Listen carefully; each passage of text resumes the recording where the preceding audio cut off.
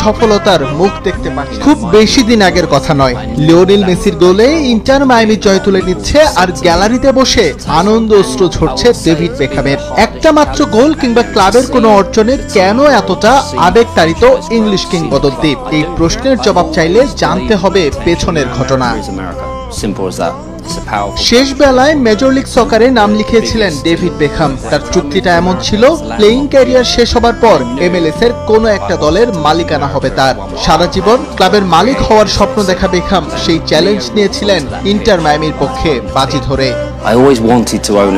আমি সব সময় ক্লাবের মালিক হতে চাইতাম, এজন্যই আমি আমেরিকা চলে আসি, কারণ আমার চুক্তিটাই ছিল এমন, মৌসুম শেষে একটা ক্লাবের মালিকানা পাওয়া। আমি মায়ামির কথা আগেই ভেবে রেখেছিলাম। অনেকেই আমাকে বলেছিল কঠিন সিদ্ধান্ত, তবে আমি আমার সিদ্ধান্তে অবিচল ছিলাম। ক্লাবের মালিকানা পেলেন, স্বপ্ন পূরণ হলো, কিন্তু কিছুতেই না ডেভিড বেকহাম, কারণ ক্লাব হিসেবে একেবারে গড়পড়তা ছিল ইন্টার মায়ামি। তার উপর মার্কিন যুক্তরাষ্ট্রে ফুটবলের জনপ্রিয়তার অভাব। বেকহাম খুঁজতে থাকলেন তুরুপের তাস, অবশেষে সেটা পেয়ে গেলেন কাতার বিশ্বকাপের পর পিএসজি থেকে মেসিকে উড়িয়ে এনে। যখন আমি এখানে চলে আসি তখন থেকেই ভাবনায় ছিল এখানেই থাকবো, ব্যবসা করব।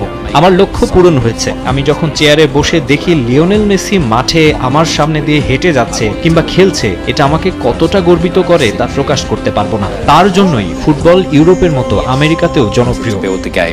ইন্টার মায়ামির সঙ্গে মেসির বর্তমান চুক্তি শেষ হবে আসছে মৌসুম শেষে, তবে এরই মধ্যে মিলেছে চুক্তি বাড়ানোর খবর। বেকহাম ভালো করেই জানেন তার স্বপ্ন কেবল একজনই বাঁচিয়ে রাখতে পারেন, সেটা লিওনেল মেসি।